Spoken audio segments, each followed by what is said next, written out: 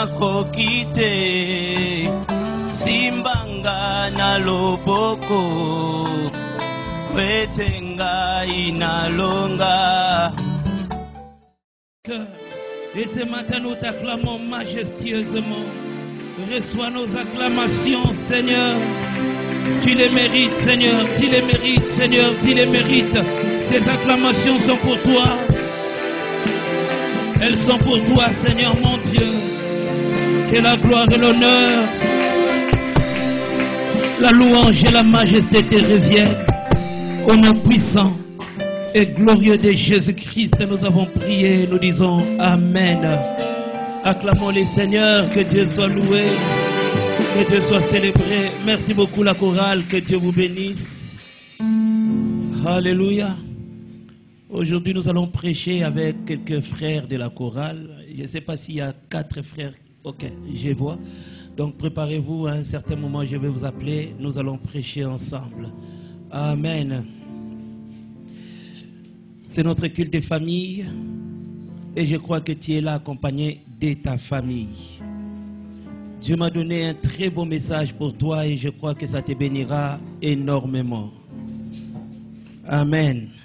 Je disais que Dieu m'a donné un message pour toi et ça te bénira énormément. Nous allons nous tenir debout pour honorer la parole de Dieu. Prenons ensemble 1 Samuel, chapitre 2. 1 Samuel, chapitre 2. Nous allons lire du 12e jusqu'au 17e. Nous allons sauter pour commencer par le 22e jusqu'au 25e. 1 Samuel 2, 12 à 17 et puis 22 à 25. 1 Samuel, chapitre 2. 1 Samuel 2, 12 à 17. Les fils d'Élie étaient des hommes pervers. Ils ne connaissaient point l'Éternel. Et voici quelle était la manière d'agir de ces sacrificateurs à l'égard du peuple. Lorsque quelqu'un offrait un sacrifice, les serviteurs du sacrificateur arrivaient au moment où l'on faisait cuire la chair. Tenant à la main une fourchette à 3 dents, il piquait dans la chaudière, dans les chaudrons, dans la marmite ou dans le pot. Et tout ce que la fourchette amenait, les sacrificateurs le prenaient pour lui. C'est ainsi qu'ils agissaient à l'égard de tous ceux d'Israël qui venaient là à Silo. Même avant qu'on fît brûler la graisse, les serviteurs des sacrificateurs arrivaient et disaient à celui qui offrait les sacrifices, « Donne pour les sacrificateurs de la chair à rôtir. Il ne recevra de toi point de chair cuite. C'est de la chair crue qu'il veut. » Et si l'homme lui disait, « Quand on aura brûlé la graisse, tu prendras ce qui te plaira. » Les serviteurs répondaient, « Non, tu donneras maintenant, sinon je prendrai de force. » Ces jeunes gens se rendaient coupables devant l'Éternel d'un très grand péché, parce qu'ils méprisaient les offrandes de l'Éternel. 22. Élie était fort âgé, et il apprit comment ses fils agissaient à l'égard de tout Israël. Il apprit aussi qu'il couchait avec les femmes qui s'assemblaient à l'entrée de la tente d'assignation. Il leur dit, « Pourquoi faites-vous de telles choses? Car j'apprends de tout le peuple vos mauvaises actions. Non, mes enfants, ce que j'entends dire n'est pas bon. Vous faites pécher le peuple de l'Éternel. Si un homme pêche contre un autre homme, Dieu le jugera. Mais s'il pêche contre l'Éternel, qui intercédera pour lui? » Et ils n'écoutèrent point la voix de leur père, car l'Éternel voulait les faire mourir. Nous terminons par Proverbes chapitre 13. Proverbes chapitre 13, le 24e verset. Celui qui ménage sa verge est son fils, mais celui qui l'aime cherche à les corriger. Acclamons la parole du Seigneur. Ce matin, Dieu m'a mis à cœur de nous entretenir sur les 2 types d'amour que nous pouvons rencontrer dans nos familles. Les deux types d'amour existants dans nos familles. Par la définition, l'amour désigne un sentiment intense d'affection, d'attachement envers un être humain, un animal ou une chose. L'amour désigne un sentiment intense d'affection, d'attachement envers un être humain ou un animal ou même une chose. Par la définition, nous avons trois mots-clés que nous allons essayer d'expliquer. Il y a les sentiments, il y a l'affection et puis il y a l'attachement. Retiens que dans l'amour, il faut qu'on découvre ces trois choses. Quelqu'un qui t'aime doit avoir des sentiments à ton égard. Quelqu'un qui t'aime doit avoir de l'affection envers toi. Quelqu'un qui t'aime doit avoir de l'attachement envers toi. Il n'y a pas de l'amour sans sentiment. Il n'y a pas de l'amour sans affection. Il n'y a pas de l'amour sans attachement. Lorsque c'est un amour qui est faux, il n'y aura pas d'attachement. Il n'y aura peut-être que d'affection. Un amour qui est faux peut avoir un semblant d'affection, mais il n'y aura pas de sentiment. Mais dans l'amour véritable, nous devons voir les sentiments. Nous devons voir l'affection et nous devons voir l'attachement. Alors, quand nous parlons du sentiment, en fait, les sentiments, c'est la faculté de sentir. Les sentiments, c'est fait la faculté de sentir. Quelqu'un qui a les sentiments, en fait, il a ces sens-là de sentir des choses dans son cœur. C'est pourquoi des fois, quand tu aimes quelqu'un, tu sens ton cœur battre. C'est quelque chose qui se passe au-dedans de toi. Des fois même, la nuit, tu as des cauchemars, tu ne sais pas dormir comme il se doit. Tu fais des nuits blanches parce qu'au-dedans de toi, il y a des choses que tu ne sais parfois pas expliquer. Les sentiments, en fait, nous les voyons aussi dans cette dimension des sensations internes. Lorsque quelqu'un a des sentiments envers quelqu'un, au fait, il aura des sensations, non pas à l'extérieur, mais il aura des sensations au niveau de l'intérieur. Il va ressentir quelque chose que des fois on a du mal à expliquer. Il y a des choses qui se passent en tout cas. Quelqu'un qui aime, il vit dans un monde, il vit des réalités qui se passent dans son cœur vis-à-vis de la personne qu'il aime ou bien vis-à-vis de la chose qu'il aime. Et ces sentiments ne viennent pas seulement quand tu le voudras. Des fois, ces sentiments viendront sans toi. Ça n'a pas forcément besoin de ton avis pour que ces sentiments naissent. Des fois, c'est juste un coup de foudre. Tu rencontres quelqu'un, tu le vois, tu parles avec la personne, du coup, quelque chose commence.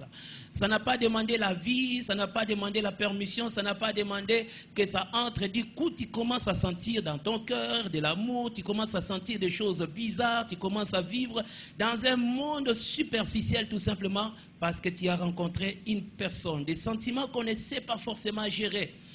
Des fois, tu veux chasser ces sentiments, mais ça se maintient, ça se développe d'ailleurs davantage. Tu dis que non, je ne veux pas, mais ça se maintient parce que ça n'a pas forcément besoin de ton avis.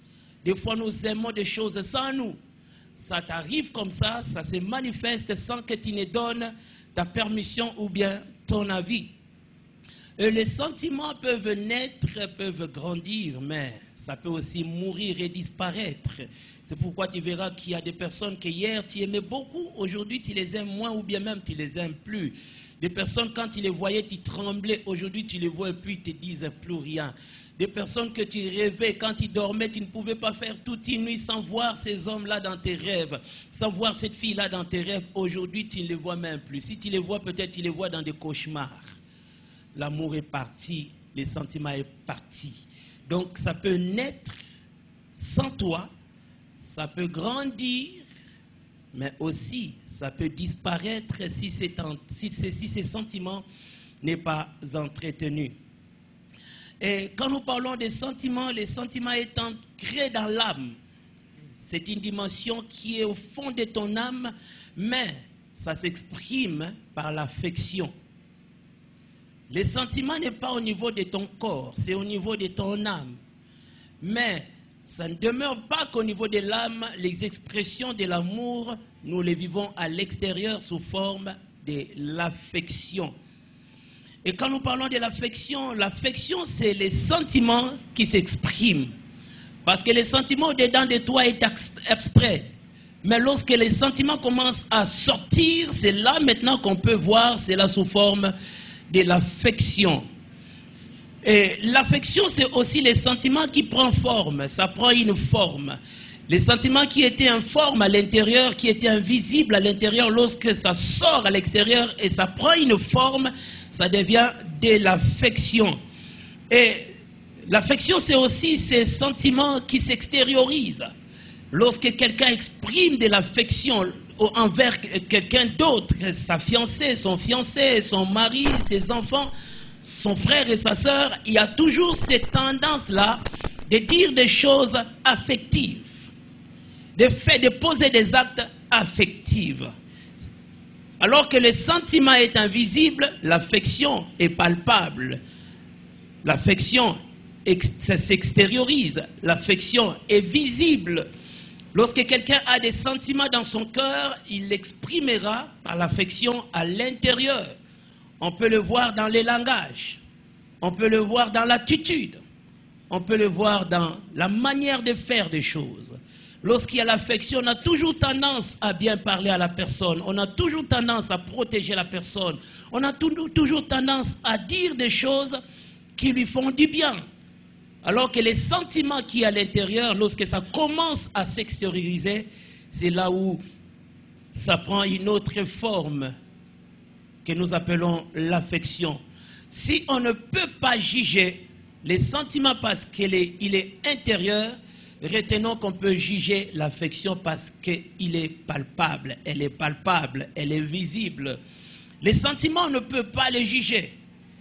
Parce que ce qui se passe dans ton cœur, personne ne le sait.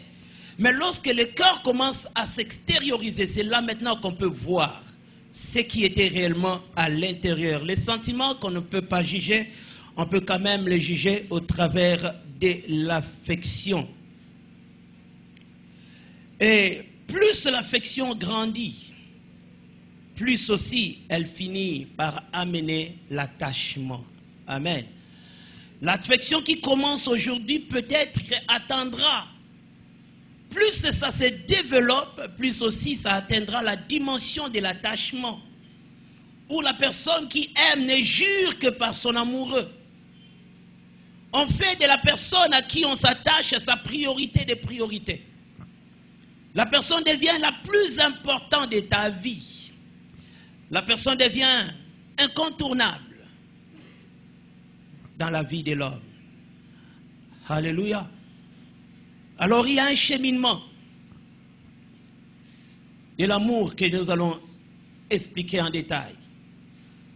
Nous avons parlé de 3 éléments. Sentiment, affection et attachement. L'amour commence par un sentiment. Mais le sentiment est à l'intérieur. Il est invisible.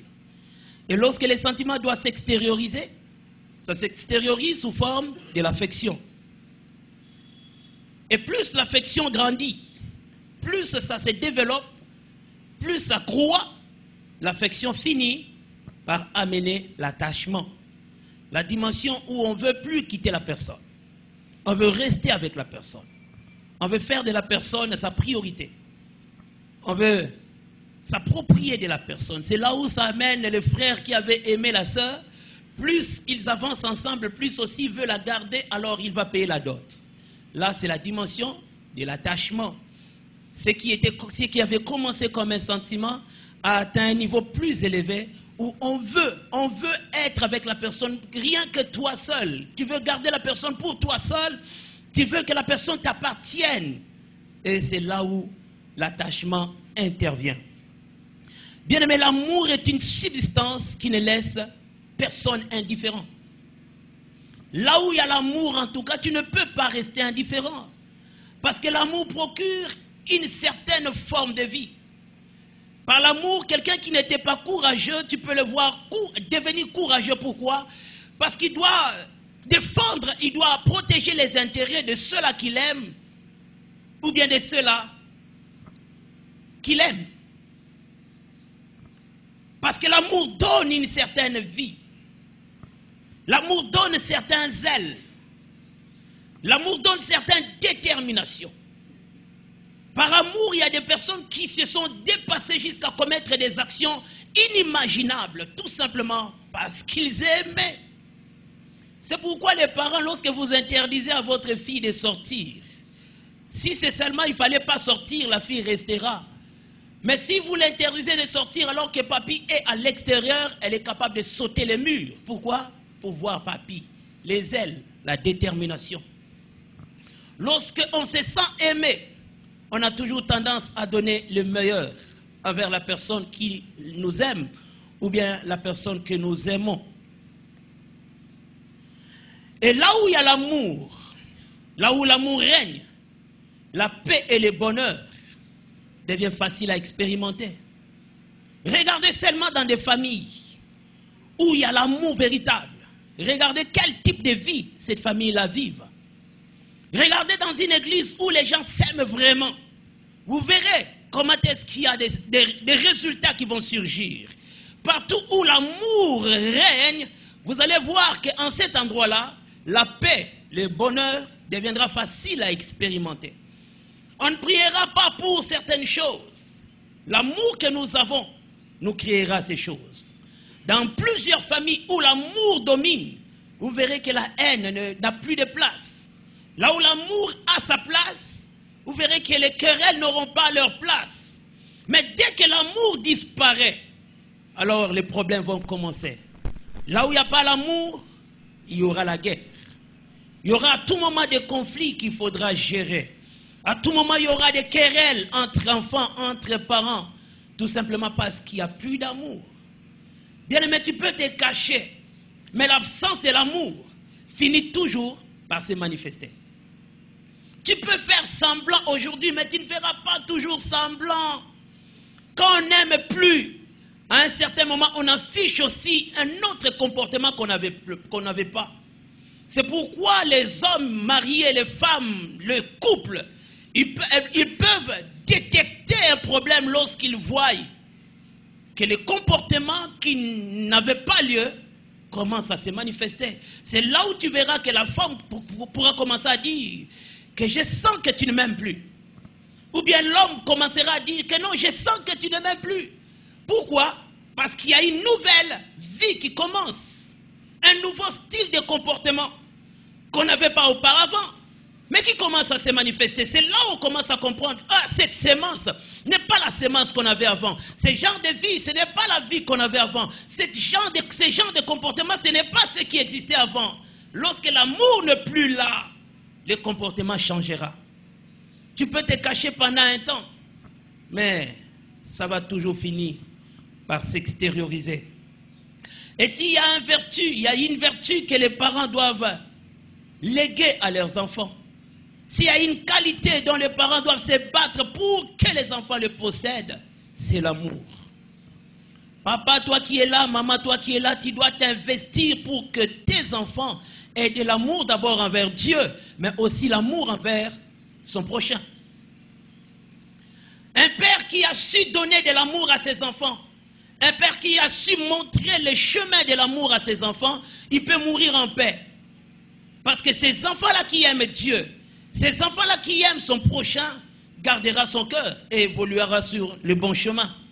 Mais lorsque tu n'as pas eu le temps de montrer l'amour à tes enfants, lorsque tu ne les as pas enseignés, comment est-ce qu'il fallait aimer Dieu, comment est-ce qu'il fallait aimer son prochain, cet enfant qui a tout sera un problème pour les autres.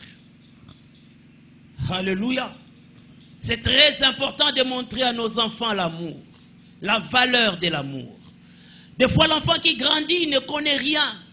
Lui croit que priver les choses à son frère, c'est normal. À chaque fois quand il reçoit quelque chose, il a tendance à tout bouffer, à tout utiliser sans son frère.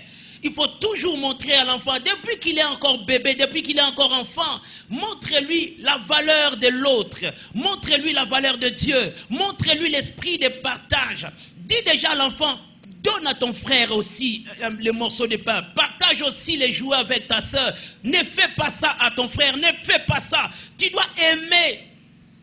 Et l'enfant qui grandit dans cet environnement, L'enfant qui grandit avec l'instruction de l'amour, cet enfant-là sera une bénédiction pour vous. Mais lorsque vous ne l'enseignez pas l'amour, c'est là où l'enfant deviendra pour vous une bombe à retardement. Des enfants qui sont des problèmes pour les familles au lieu d'être des solutions pour des familles. Des enfants qui amènent des pleurs aux parents au lieu d'amener la joie aux parents. Des enfants qui amènent de l'amertume aux parents au lieu d'amener le bonheur aux parents. Tout simplement parce que les parents n'avaient pas eu le temps d'enseigner aux enfants de l'amour. Alléluia. Montre à ton enfant d'aimer Dieu. C'est pourquoi les parents, vous qui venez à l'église sans vos enfants, vous commettez une grave erreur. Vous qui ne pensez pas à la vie spirituelle de vos enfants, vous commettez une grave erreur. L'enfant qui n'a pas grandi en connaissant la voix de Dieu, ça deviendra difficile pour lui d'apprendre ça quand il sera grand. Déjà l'enfant qui sait que les dimanches nous allons à l'église, vous ne lui direz plus rien à 15 ans d'aller à l'église parce qu'il aurait déjà appris combien c'est bien d'aller à l'église. Mais lorsque vous attendez qu'il grandisse d'abord, maman, toi qui viens à l'église, tu laisses ton enfant à la maison, pourquoi tu ne veux pas être dérangé? Papa, tu viens à l'église, tu laisses tes enfants à la maison parce que tu veux suivre correctement la prédication sans tes enfants, sans que tes enfants n'apprennent quelque chose de la part de Dieu. C'est un danger que tu es en train de courir. C'est un danger pour votre famille. C'est pourquoi l'église a toujours les codimes à côté. Pour dire que si l'enfant n'est pas accoutumé à suivre les prédications des grandes personnes, il y a des prédications adaptées à leur niveau, au niveau de l'écodime. C'est très important, maman, que tu sois sûr que mon enfant écoute la parole de Dieu. C'est très important, papa, que tu sois sûr que ton enfant est enseigné pour aimer Dieu et aimer son prochain. Parce que ça sera pour lui une assurance de devenir une personne honorable demain. Mais retenons que lorsque nous parlons de l'amour au sein des familles, il ne suffit pas seulement de parler de l'amour, mais il faut parler d'un amour véritable, d'un amour vrai, d'un bon amour. Parce qu'aujourd'hui, nous allons montrer les deux types d'amour. Il y a un amour qui détruit, il y a aussi un amour qui construit. Alléluia. Tu peux croire que tu aimes, et c'est la meilleure chose à faire. Alors que ta manière d'aimer, au lieu de construire, ça sera en train de détruire. Beaucoup de familles ont tellement aimé. Et dans cet amour-là, sans le savoir, ils ont anéanti l'avenir de leurs enfants. Ils ont tout donné par amour. Mais ce qu'ils ont donné, au lieu de construire, ça anéantit leurs enfants. C'est très important d'aimer. Mais il faut savoir quel type d'amour que tu veux pour tes enfants. Quel type d'amour que tu veux pour ton mari. Quel type d'amour que tu veux pour ta femme. Quel type d'amour? Parce qu'il y en a deux. L'amour qui construit, à côté de l'amour qui détruit. Alléluia. Je veux 4 frères. 4 frères ici, pour nous aider à prêcher avec des exemples. Tu vas bien comprendre par les exemples que nous allons donner. Et en sortant d'ici, même si tu vas oublier ce que j'ai dit, tu n'oublieras pas ce que tu vas voir.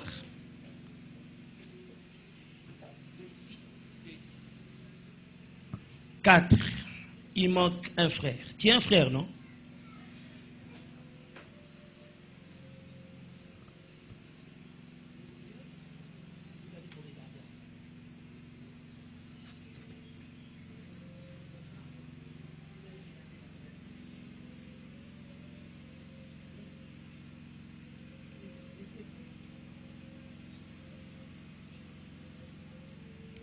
Est-ce que tout le monde peut voir?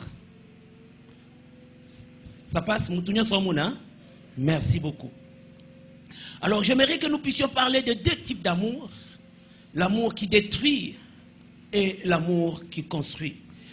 Lorsque vous regardez nos frères, ils ont 2 images.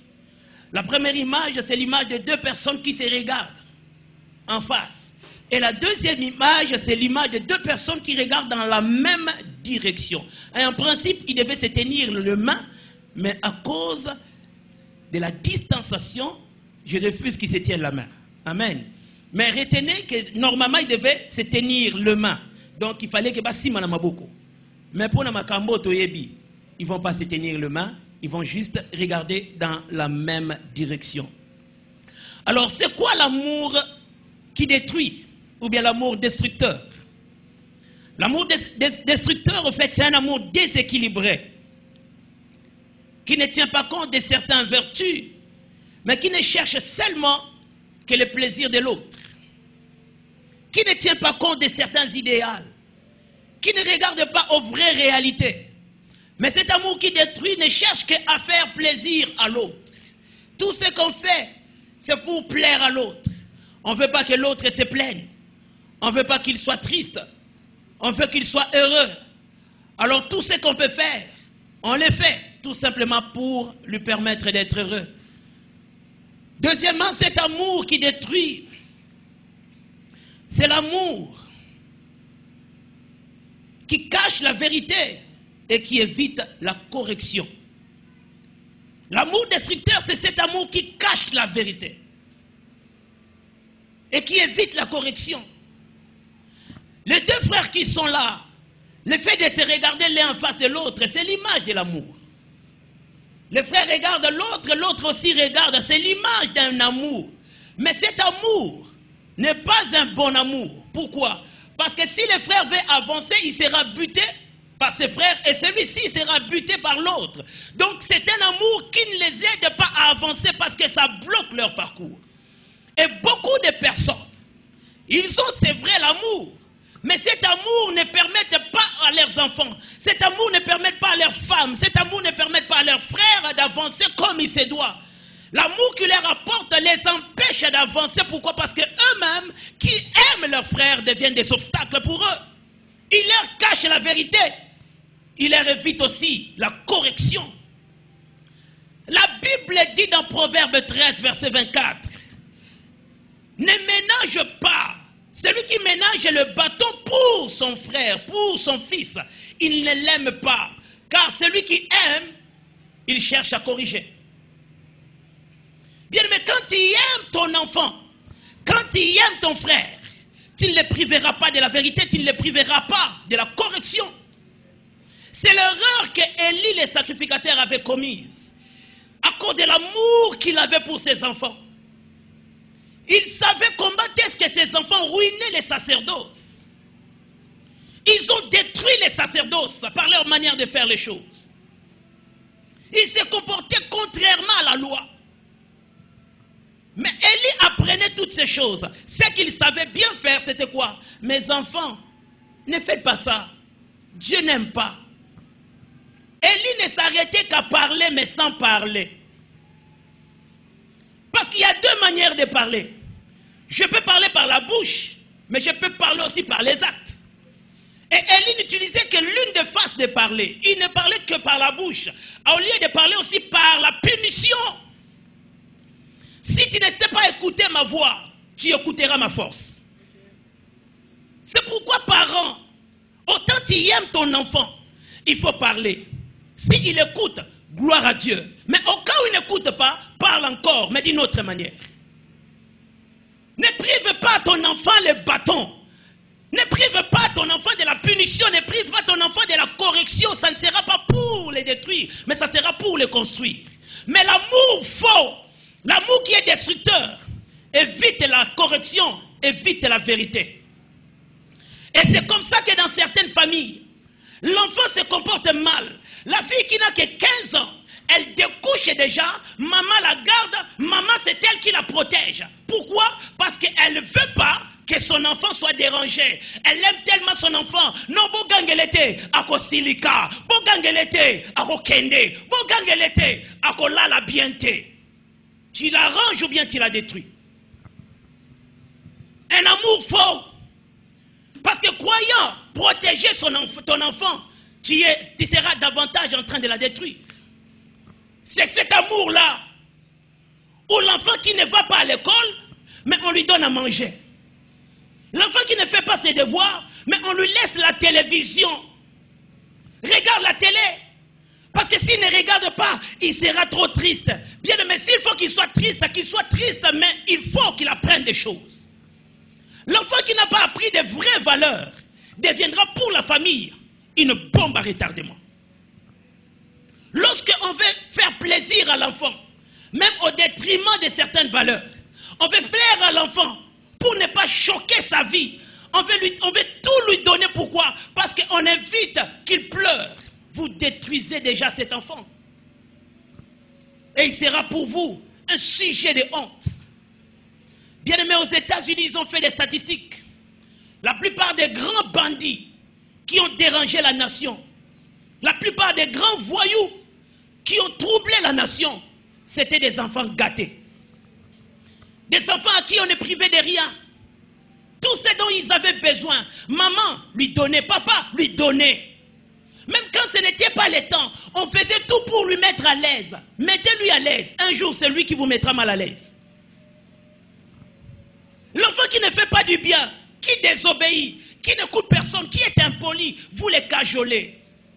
Un jour, cette impolitesse qu'il affiche envers les autres reviendra contre vous. Croyez-vous que l'enfant qui insulte sa mère aujourd'hui, cette mère-là n'avait pas eu le temps de voir la semence grandir?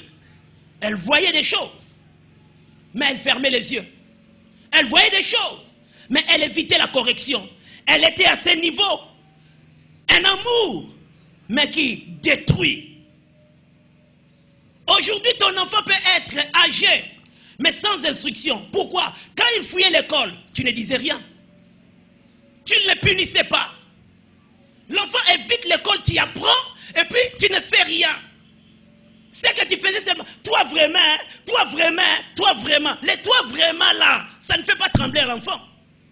Parce que plus l'enfant grandit, il faut que l'enfant à un certain moment qu'il ait peur aussi de ses parents.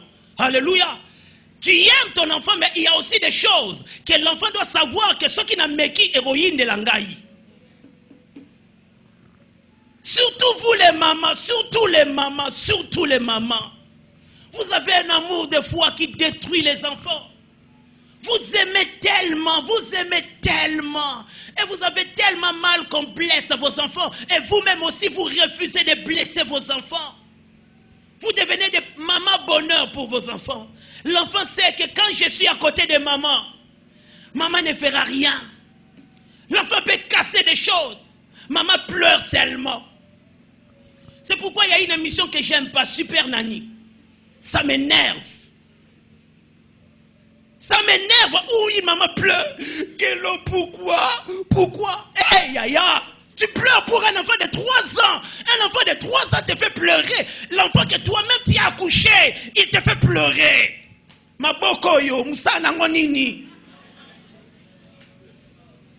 Tu vois une maman, une vieille maman en train de pleurer. Pourquoi il me fait ça? Pourquoi il me fait ça? Esugaka akuna awate. Toi, Congolais, si tu veux faire de telles choses, c'est les voisins qui s'occupera de ton enfant. Les voisins vont t'aider. Bien aimé, on sait ce que nos mamans nous ont fait. Et aujourd'hui, on est conscient que ça nous a aidés. Des fois, les bâtons qu'on subissait, on croyait que la maman, elle était mauvaise. Mais ces bâtons-là nous ont mis sur la bonne voie. Des fois même on nous punissait, toi tu ne manges pas, reste enfermé dans la chambre, tu pleures, tu te dis maman sorcière, oui maman sorcière, mais c'était pour notre bien. Et aujourd'hui nous sommes des hommes que nous sommes, parce que nous avons reçu la correction qu'il fallait.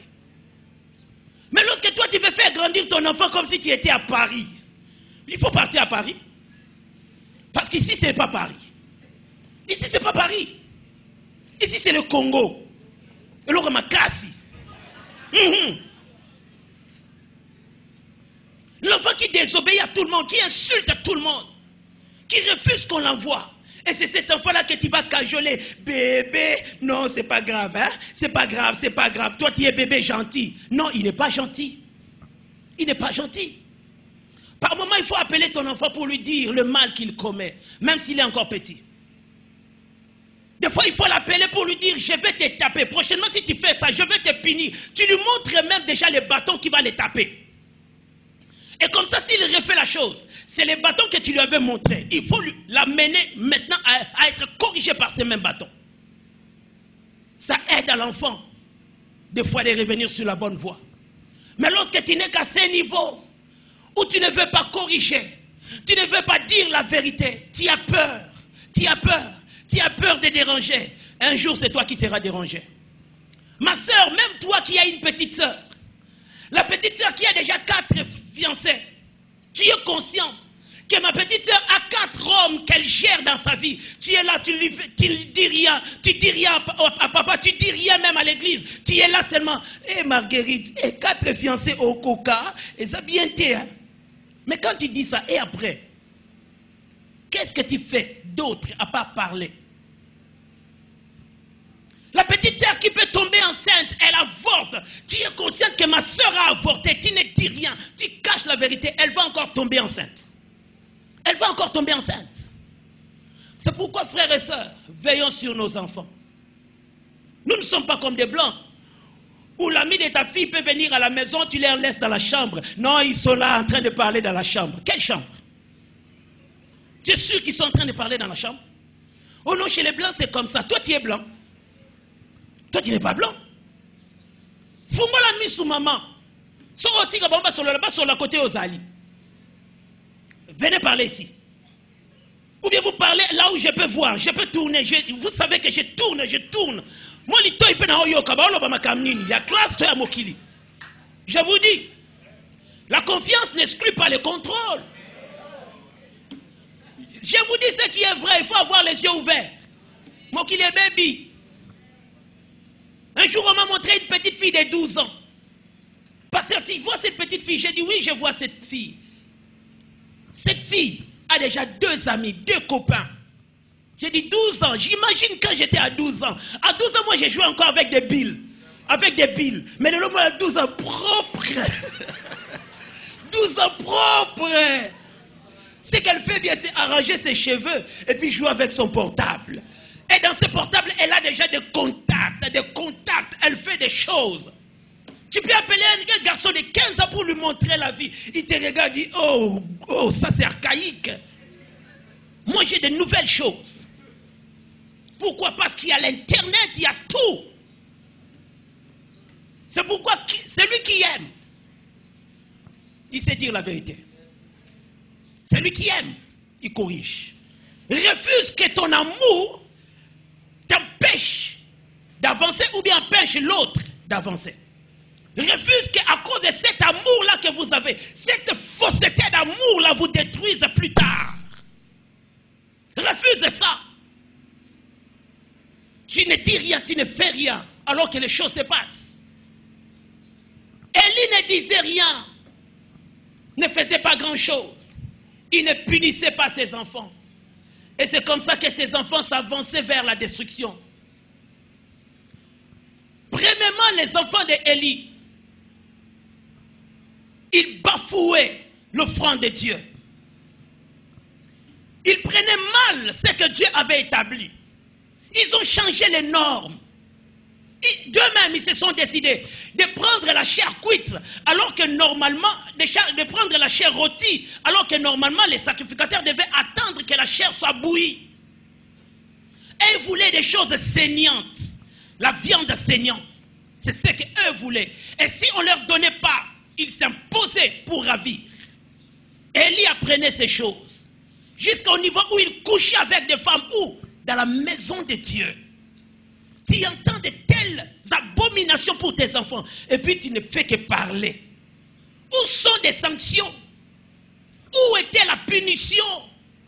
Élie ne punissait pas ses enfants. Pourquoi? Parce qu'il les aimait trop.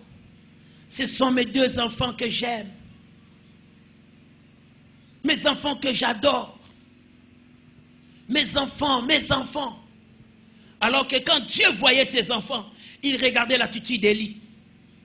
Il voyait comment ses enfants se méconduisaient. Il regardait l'attitude d'Élie. Et Dieu a dit, vous mourrez avec vos enfants. Je frapperai vos enfants, mais toi aussi, tu mourras avec eux. Bien-aimé, un fort amour te pousse à mettre l'homme à la place de Dieu. Tu aimes tellement ton mari au point où d'oublier Dieu. Ce n'est pas un véritable amour. Parce que la Bible dit que Dieu est un Dieu jaloux. Il ne donne sa gloire à personne. Si ton enfant devient pour toi une divinité, Si ton mari, ta femme devient pour toi une divinité, retiens que cet amour-là n'est pas un vrai, c'est un faux amour, c'est un amour qui est destructeur. Et Dieu a dit à Élie, dans 2 Samuel 2, verset 29, d'où viennent que tu honores tes fils plus que moi? D'où te vient cette pensée de laisser à tes enfants, de faire des choses qu'ils ne devaient pas faire? Comment tu les honores plus que moi? Et beaucoup de parents honorent leurs enfants plus que Dieu. Beaucoup de maris honorent leurs femmes plus que Dieu. Beaucoup de femmes honorent leur mari plus que Dieu. Ils mettent d'abord l'homme. Et c'est Dieu qui vient après. D'abord mes enfants. Et après Dieu. D'abord mon mariage. Après Dieu. D'abord, après Dieu. Quand tu es dans cette attitude, retiens que celui que tu places à la place de Dieu deviendra la cible de Dieu. Tout celui, toute chose qui prend la place de Dieu deviendra une cible pour Dieu. Parce que si tu remplaces un homme là où Dieu devait prendre sa place, tu exposes cet homme. Maman, toi qui as pris tes enfants pour de Dieu, tu exposeras tes enfants. Toi qui as pris ta femme, tu as pris ton mari pour Dieu, tu exposeras cet homme, tu exposeras cette femme. La place de Dieu est une place unique. Personne d'autre ne doit remplacer ce Dieu-là. Mais à ce niveau, on a déjà pris l'homme, on l'a placé sur le trône de Dieu. On a pris l'homme qu'on a mis là où il fallait qu'il y ait Dieu. Et ça crée un problème. Dieu a parlé à Élie pour lui dire, comment est-ce que tu peux honorer tes enfants plus que moi? Dieu ne t'interdit pas d'honorer tes enfants. Dieu ne t'interdit pas d'honorer ta femme. Il ne t'interdit pas d'honorer ton mari. Il ne t'interdit pas d'honorer ton pasteur, d'honorer tout cela que tu aimes. Mais seulement, celui-là que tu aimes ne doit jamais prendre la place de Dieu. Tu dois toujours veiller à ce que Dieu reste sur son trône. Parce qu'il n'a pas de concurrent. Il est unique en son genre. Alléluia. Troisième élément que nous pouvons voir là où il y a l'amour destructeur. Dans l'amour destructeur, des fois, on a tendance à s'imposer, même des fois au-delà des réalités. On veut faire des choses, pourquoi? Parce qu'il faut le faire. On ne tient pas compte de l'autre. Tellement j'aime mon frère, mon fils, tellement j'aime ma femme, tellement j'aime mon mari, je veux que ce que je veux, que ça soit fait dans sa vie, même sans sa volonté. C'est ce qui fait que beaucoup de papas, ils ont payé cher. Pourquoi? Ils ont voulu que ce qu'eux n'avaient pas pu faire, que les enfants le fassent à leur tour. Papa avait rêvé de devenir médecin. Mais comme les réalités l'avaient empêché de devenir médecin, alors il s'est dit, mon fils le deviendra coûte que coûte, même s'il ne veut pas, il deviendra médecin. Je l'aime tellement, je l'imposerai la médecine. Ce n'est pas un véritable amour, parce que l'enfant aussi a sa volonté. L'enfant a aussi un choix. Peut-être que lui veut devenir un pasteur. Et toi, tu veux t'imposer. Toi, tu n'es pas lui. Même s'il est ton fils, mais il n'est pas toi. Vous n'avez pas la même destinée. Il est sorti par toi, mais tu n'es pas son Dieu. Dieu l'a envoyé sur terre pour accomplir une mission. Mais lorsque tu veux effacer la mission que Dieu lui a donnée, pour lui donner ta mission à toi, cet amour que tu dis exprimer, ce n'est pas le vrai. Beaucoup de mamans ont amené les pleurs dans la vie de leurs enfants. Pourquoi? Il fallait que la fille se marie. Cet homme-là, c'est un homme riche. Il a beaucoup étudié. Alors si tu t'es marié à lui, on sera stable. La fille ne voulait pas, mais maman s'est imposée. Maman s'est imposée, il faut te marier parce que ça va t'aider. Ça va aider aussi la famille. Il faut te marier, il faut. On a tout dit. Et après, la fille, pour éviter des problèmes, elle a accepté. Mais jamais elle n'a été heureuse dans ses mariages. Jamais elle n'a vécu dans la joie dans ses mariages. Imposition des mamans. Ça, c'est un grand danger. Autant tu t'imposes dans la vie de l'autre, retiens que tu lui seras toujours redevable. La personne continuera à t'accuser jusqu'à la fin de sa vie. À chaque fois qu'elle va échouer quelque part, dans ce domaine-là que tu lui avais orienté, elle se rappellera toujours, elle te rappellera toujours. Moi, je ne voulais pas de ça, mais c'est toi qui m'avais envoyé, c'est toi qui m'avais demandé, c'est toi qui m'avais imposé. Et ça sera la source de vos problèmes. L'amour destructeur, ce n'est pas ce que moi je vous conseillerais. Ce n'est pas un amour qui vous aide à avancer. ça vous permettra de tourner en rond. Vous vous aimez, mais après rien n'avance. Vous vous aimez, mais pas de progrès. Vous vous aimez, mais pas d'évolution. Vous vous aimez, mais vous restez là. Et vous évoluez dans le méli-mélo. Ce n'est pas intéressant, la dimension de l'amour destructeur. Et vérifiez dans votre famille, vérifiez dans votre maison, quel type d'amour se développe dans votre maison. Est-ce que vous vous dites des vérités? Est-ce que vous êtes en mesure de vous corriger? Est-ce que même des fois, vous mettez Dieu avant l'homme? Est-ce que vous laissez aussi à l'autre la liberté de choisir? Vérifiez d'abord dans quel type d'amour vous êtes en train de développer dans votre couple. Quel type d'amour vous êtes en train de développer? Un amour qui est destructeur, ça vous détruira. Même si aujourd'hui vous ne voyez pas les fruits de cela, mais au fur et à mesure que vous avancez, cet amour faux finira par vous anéantir. Alors la deuxième image, c'est l'image de deux personnes qui regardent dans la même direction, qui en principe devaient se tenir le main. C'est l'image d'un amour qui construit. Un homme a dit ceci: l'amour véritable, ce n'est pas le fait de se regarder les uns les autres. Mais l'amour véritable, c'est le fait de regarder ensemble dans la même direction. Et l'amour vrai, c'est cet amour qui vous permet de regarder dans la même direction. C'est cet amour qui est basé sur les idéaux véritables et qui cherche l'intérêt de tout le monde. Dans l'amour véritable, dans l'amour qui construit, on ne cherche pas seulement son propre intérêt, mais on cherche aussi l'intérêt de l'autre.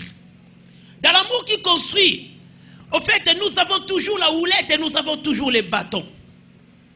Amen. David pouvait dire: l'Éternel est mon berger.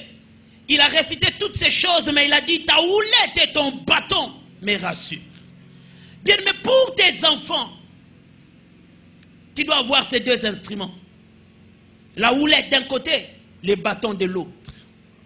La houlette, c'est pour ramener sur le chemin.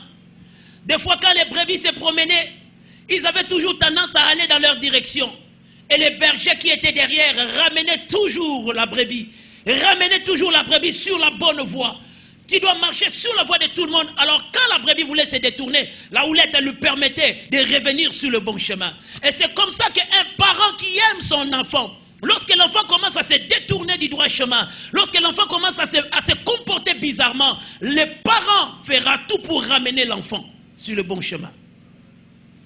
Mon frère, toi qui es marié, autant ta femme commence à déconner, autant ta femme commence à dévier, ne lui cache pas la vérité au nom de l'amour. Sinon vous serez dans l'amour qui détruit. À un certain moment, il faut appeler ta femme, la faire asseoir et lui parler clairement. C'est pas comme ça qu'on s'était entendu. Tu quittes le boulot, tu reviens à 21h. Ça fait déjà une semaine. Je t'ai observé. En tout cas, je finirai par me fâcher. Amen. J'ai dit qu'il faut taper. Oh, pasteur Alobaki, soko comme bunga, il faut gogo. Il faut parler. Alléluia. Il faut parler. Ne dis pas que non parce que je veux éviter des problèmes, je ne veux pas la blesser. Non. Si tu évites de la blesser, c'est toi qui finiras par être blessé. Mieux vaut qu'on traite l'affaire, qu'on arrange la chose et puis on avance. Ma sœur, toi aussi, lorsque tu regarderas ton mari en train de mal se comporter, il était correct, mais avec des amis, il commence à prendre l'alcool. Il commence à rentrer tardivement à la maison. Tu lui laisses une semaine, tu constates que ça évolue. Ne laisse pas cela évoluer. Appelle-le. S'il faut les réveiller même en pleine nuit, la moussaïe, il a dit soumouté. Vous voyez pas la moussaïe des fois. Amen. Papa n'a pas picho. Papa n'a pas picho. Papa n'a pas picho. Oh nin. Limbisanga ila mukato solo la. Bama sola 3h du matin ndenge bangisaka. Ndenge bangisaka. Sko mituna amona ki nini, aloti nini, à vivre nini. Tu lui dis, j'ai constaté ça. Ah, bongo msanga héros. Poyo biman okinda musala tongo. Non, soit tenté, on a une chose là. Amen. Ne lui cache pas la vérité. Parle-lui. Parle-lui clairement. Même s'il fait la tête, ce qui est vrai, Tu as parlé, il a entendu. Il a entendu. Et même en cours de route, même dans ses courses, même dans son travail, il se souviendra que j'ai écouté des choses. Alléluia. L'amour qui construit ne se base pas sur l'égoïsme. On réfléchit d'abord par rapport à l'autre. On ne s'impose pas, mais on négocie. C'est pourquoi, frères et sœurs, toi qui as des enfants à la maison, apprends déjà à négocier avec les enfants. Ne fais pas de ta maison un camp militaire où le général, quand il a parlé, plus personne ne parle. Non, là, tu vas former des hypocrites. Parce que l'enfant peut être à la maison sans avoir son cœur à la maison. L'enfant peut continuer à exister à la maison, mais son cœur est ailleurs. Il attend seulement les jours où il aura la capacité de sortir. Et là, quand il part, il ne reviendra plus. C'est pourquoi il y a des enfants qui ont tellement de mauvais souvenirs de leurs parents. Ils ne les rencontrent que dans des deuils ou bien dans des fêtes. Ils ont du mal à leur parler. Pourquoi? Il y a tellement de mauvais souvenirs qui hantent leurs pensées. Ils voient que le mal que papa avait fait, le mal que maman lui avait fait, et cela dérange sa vie. Ne sois pas un général dans ta maison. Ne sois pas un roi incontournable, non. Par moment, il faut négocier. Des fois, dans les petites choses, tu demandes seulement à tes enfants, qu'est-ce que vous voulez manger aujourd'hui? Tu écouteras des choses et ça te fera du bien. Ou il y a dans certaines maisons, on ne mange que selon le goût de papa. Alors voilà, papa, il a grandi dans les Bandundu. Il a mangé ces choses-là du Bandundu. Maintenant, nous sommes à Kinshasa, on a de nouveaux aliments. Mais on veut toujours continuer à manger dans les systèmes de Kikwiti. On amène Kikwiti à Kin, on ne fait que des choses de Kikwiti, tout de Kikwiti. À un certain moment, les enfants en auront marre. Tolie Misili, Tolie Mikungu, Tolie Dongo, Tolie Manzinzi. Alors que l'enfant moderne, lui, des fois, il a besoin de shawarma, de frites, de makemba. Des fois, ça fait honte, hein? Les amis demandent à ton enfant, qu'est-ce que vous avez mangé? Alors, je ne sais pas, comment est-ce que l'enfant va dire qu'on a mangé le minzinzi? Comment il va dire ça? Comment il va dire ça? C'est compliqué. C'est compliqué, papa. C'est vrai que toi, tu aimes cela. Mais c'était quand tu étais là-bas. On est maintenant ici. Les choses ont un peu évolué. Il faut aussi te mettre à la place des autres. Alléluia. Quand tu veux construire l'amour dans le cœur de tes enfants, il faut négocier. Négocier avec ta femme. Même si toi, tu es grand frère, ne viens pas t'imposer. Non, non, non, non. Il faut des fois négocier avec les petits frères. Je pense qu'on peut faire ça. Je pense qu'on peut commencer ça. Qu'est-ce que vous dites? Comme ça, les autres aussi vont émettre leurs avis. Et ensemble, vous allez évoluer. Mais lorsque tu t'imposes par ta position, tu es père, tu t'imposes. Tu es grand frère, tu t'imposes. Tu es la maman, tu t'imposes. Les autres vont accepter par formalité, mais sans le consentement. Et là, ce n'est pas intéressant. Alléluia. L'amour qui construit, c'est cet amour qui blesse par la vérité. Mais cette vérité finit par construire. C'est vrai qu'on dit que toute vérité n'est pas bonne à dire, mais il faut la dire. Autant il y a le mal, autant aussi il ne faut pas se camoufler. On ne peut pas continuer à faire semblant là où il faut dire la vérité. Tu appelles l'autre et tu lui dis la vérité. Qu'il sente quand même ta position. Qu'il comprenne quand même que tu es contre ça. Tu es contre sa mauvaise vie. Tu es contre son comportement. Tu es contre ce qu'il fait. Tu lui dis clairement ta position au lieu de faire semblant. Lorsque tu remarques certaines choses qui ne te plaisent pas dans votre maison, même envers les parents, trouve seulement l'opportunité et trouve la bonne façon de parler. Mais il faut dire la vérité. Il faut dire la vérité. À un certain moment, lorsque même les pères se méconduisent, trouve seulement l'opportunité et dis-lui la vérité. Papa, tu avais une femme. Là maintenant, tu en as deux. Tu ne vois pas que ça va compliquer l'avenir des enfants. Il faut lui dire ça. Papa, on remarque que vraiment ces derniers temps, tu commences à rentrer tard à la maison. C'est un homme, il va réfléchir. Au lieu de lui cacher ce qui est important pour lui, il faut lui dire la vérité. Par moment, parce que nous n'écoutons pas l'autre son de cloche, c'est là où la personne a tendance à continuer sur sa voie croyant qu'il est sur les bons. Il faut que quelqu'un d'autre rappelle à son prochain, rappelle à son père, rappelle à son bien-aimé que ça, ce n'est pas bon, pour ramener la personne au bon chemin. Mais lorsque nous ne disons rien, nous cachons la vérité, nous évitons de déranger, c'est là où le mal va croître. Et le danger, c'est que Élie, le père, n'avait pas commis des erreurs. Mais son erreur, c'est parce qu'il n'avait pas condamné le mal. La sanction, quand elle s'était accomplie, même Élie, le sacrificateur, il avait payé de sa vie. Dieu n'avait pas seulement frappé les fils, mais il a frappé aussi la passivité du père. Les laisser aller du père lui avait conduit à la mort, parce qu'il n'avait rien dit. C'est pourquoi refuse que tu meurs aussi avec celui qui se comporte mal. Dis la vérité. Mais seulement, vois comment tu vas le dire. Parce que là aussi, il y a un problème. Tu vas dire que pasteur aloba kito loba. Mais ngana lobite ko loba, ya roganga. Papa boyete. Même pasteur aloba ki, soko sali mabe, nan lobela yo papa. Moi, je ne t'ai pas demandé d'être poli. Ça, c'est de l'impolitesse. Là, c'est de l'impolitesse. Moi, je t'ai demandé la politesse. Tu trouves un temps favorable. Et puis, tu parles calmement avec une bonne tonalité. Même s'il faut parler à son mari. Maman, il faut savoir comment parler. Il ne faut pas qu'en disant de bonnes choses avec une mauvaise tonalité, ça va déranger. Papi, balasouka, t'as la heure. C'est pas comme ça qu'on parle à son mari. Si tu t'exprimes comme ça, même si tu dis des bonnes choses, peut-être Mbaté Olandao. Je vous dis, pour Naïbi Bayaya, tu as bien fait, mais seulement la méthode, la façon, la tonalité, ça ne cadre pas, ça te crée des problèmes.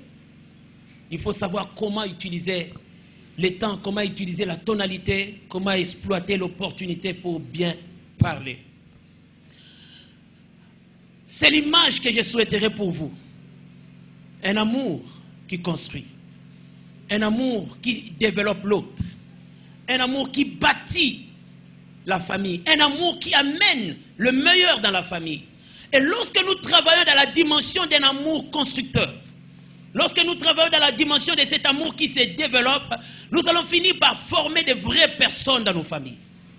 Papa, lorsque ton amour est vrai, lorsque ton amour construit, l'enfant qui bénéficie de cet amour, en fait, il ne bénéficie pas seulement de l'amour, mais il bénéficie aussi d'une formation. Et c'est cette formation-là qui va l'aider à être quelqu'un d'important dans la société. La personne à qui nous avons donné l'amour aura toujours tendance à donner l'amour à l'autre. Mais celui qui a reçu un mauvais amour, un amour destructeur, croira aussi que c'est la bonne façon d'aimer, et c'est comme ça qu'il va continuer aussi la mauvaise façon de faire les choses. Tu dois donner le meilleur amour à tes enfants. Tu dois les aider à bien se construire. Et plus ils se construisent, plus aussi ils deviennent meilleurs. Et un jour dans la vie, ils avanceront pour atteindre leur objectif. Refuse que l'amour destructeur se manifeste dans votre famille ou dans votre couple. Avant de clôturer, j'aimerais donner une petite anecdote. Un jour, un jeune homme qui était un bandit reconnu aux États-Unis. Il tuait des gens pour tuer, il volait, il pillait, il assassinait des gens. Un jour, la police l'avait arrêté. Tellement il avait commis des meurtres, on l'avait condamné à mort. Et le jour de ça, qu'on devait le tuer, il a voulu que sa mère soit là. Il a demandé au juge si c'était ma dernière volonté. On lui a demandé si c'était ta dernière volonté, qu'est-ce que tu aimerais qu'on fasse pour toi? Il a dit, j'aimerais seulement que ce jour-là, avant qu'on ne me tue, il faut que ma mère soit là. On a appelé la maman. Elle est venue pour assister à la mort de son fils. On donne la parole au Fils. Avant sa mort, il parle. Il dit, en principe, ce n'était pas moi qui devais être ici. C'était ma mère qui devait se retrouver ici. Parce que cette mère m'a vu grandir. C'est elle qui m'a mis au monde. Elle ne m'interdisait rien du tout. Tout ce que je voulais, je l'obtenais entre ses mains. Et des fois même quand je sortais, je faisais du mal à l'extérieur. Ma mère était ma couverture. Des fois même, je volais à la maison. Ma mère le savait. Mais elle mentait à mon nom. Elle me couvrait. Et c'est comme ça que j'ai grandi dans cet environnement. Jusqu'à ce que j'ai commencé à tuer. Parce qu'à la maison, je savais que ma mère était ma protection. Et voilà ce que je suis devenu grâce à cause de ma mère. Il a regardé sa maman pour lui dire, maman, c'est toi qui devais être ici. Parce que tu m'avais mal éduqué. Tu ne m'avais pas permis d'avoir un véritable amour qui pouvait me construire. Tu m'as donné un amour qui m'a détruit. Et aujourd'hui, je suis en train de perdre ma vie à cause de ton éducation. La maman pleurait avant même qu'on ne tue son fils. Elle est tombée, elle a fait une crise, elle est morte avant la mort de son fils. C'était à ce niveau. Maman, toi qui as des enfants, papa, toi qui as des enfants, ne refuse qu'un jour, ton enfant te pointe du doigt pour dire, tu ne m'avais pas aidé. Si j'avais une bonne maman, je pouvais aller plus loin dans mes études. Mais tu me voyais fuir l'école, tu continues à me donner à manger. Cet amour semblant que tu donnes à ton enfant, un jour, il te le rappellera. Cet amour faux qu'il est détruit aujourd'hui, un jour, il te le rappellera. Maman, tu ne m'avais pas aidé. Papa, tu ne m'avais pas aidé. Tu voyais comment je me comportais mal. Mais tu m'encadrais toujours. L'enfant va te rappeler. Faisons très attention lorsque nous sommes des responsables. Ne répondons pas seulement au plaisir des enfants. Ne répondons pas seulement aux demandes des enfants. Ne répondons pas seulement à ce que les enfants veulent. Mais il nous faut vérifier. Est-ce que c'est pour leur bien ou bien ça peut les détruire? Est-ce que c'est le moment de le faire ou bien il faut qu'ils attendent? Est-ce qu'il faut dire la vérité ou bien il faut se taire? Vérifie bien. Vérifions bien. Nos enfants, en fait, ce sont des responsabilités avant que cela ne soit, avant qu'ils ne soient des privilèges. Lorsque Dieu place un être à côté de toi, lorsque Dieu place un enfant à côté de toi, en fait, ce n'est pas seulement un privilège, c'est une responsabilité. Parce qu'il faudra que cet enfant devienne meilleur. Il faut que cet enfant atteigne sa mission. Il faut qu'il réalise un jour ce à quoi Dieu l'a appelé sur terre. Et ça dépendra de toi. Maman, papa, vous êtes responsables auprès de vos enfants, devant Dieu. Dieu vous demandera un jour, qu'avez-vous fait des êtres que je vous avais donnés? Est-ce que vous les avez accompagnés jusqu'à devenir meilleurs? Ou bien vous les avez détruits? Dieu nous demandera, nous qui sommes parents, qu'avons-nous fait de nos enfants? Comment est-ce que nous les avons éduqués? Est-ce que nous les avons accompagnés? Ou bien nous les avons délaissés à eux-mêmes? C'est une lourde responsabilité. Et le moyen d'éviter la condamnation de demain, bâtissons un amour qui construit. Faisons de notre mieux pour que des personnes que Dieu nous a données deviennent davantage meilleures. S'il faut qu'on leur dise des vérités, ne leur privons pas de la vérité. S'il faut qu'on corrige, ne leur privons pas de la correction. S'il faut qu'on sanctionne, il faut qu'on sanctionne, mais que tout se passe par amour. Et Dieu nous bénira. Proverbe 4, versets 1 à 4. Salomon est en train de dire ceci. Proverbe 4.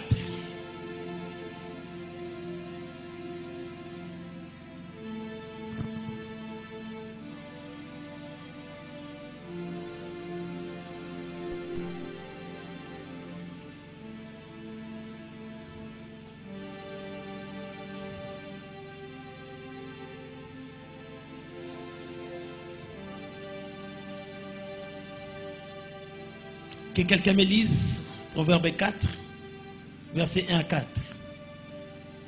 Écoutez, mes fils,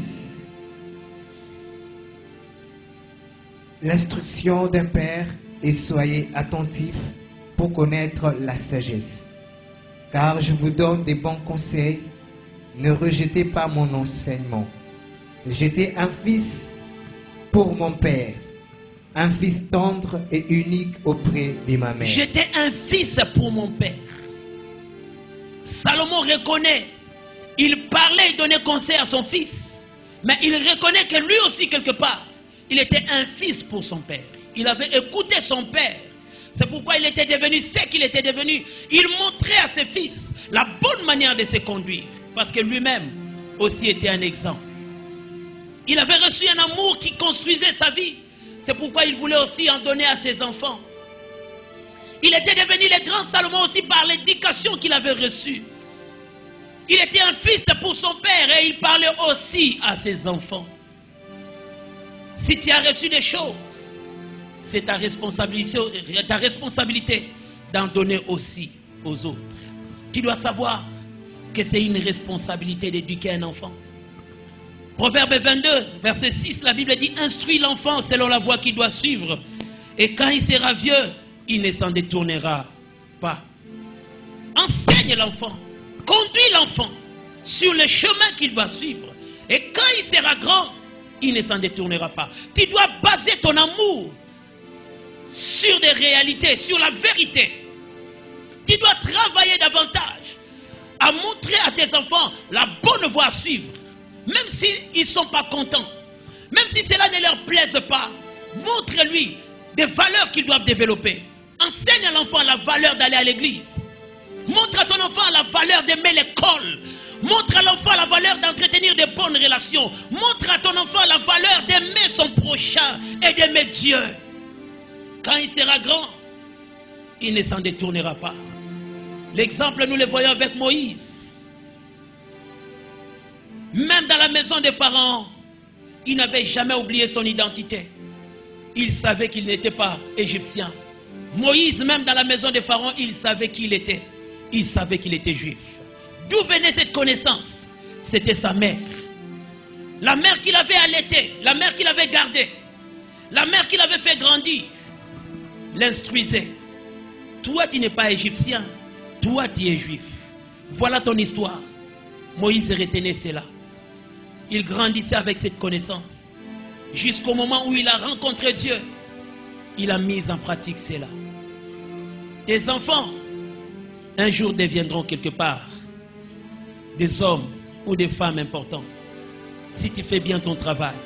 Mais si tu négliges ta responsabilité, ces enfants seront une honte, non seulement pour ta famille, mais ils seront une honte pour le pays. Ils seront honte pour l'église. Ces enfants seront un problème pour ton quartier. Et ça ne sera pas une bonne chose. Montre à tes enfants les bons chemins. Montre à l'enfant l'amour qui construit. Conduis-le sur la bonne voie. Et un jour, il te remerciera à cause de cela. Tenons-nous debout, nous allons prier. Merci beaucoup. Que Dieu vous bénisse.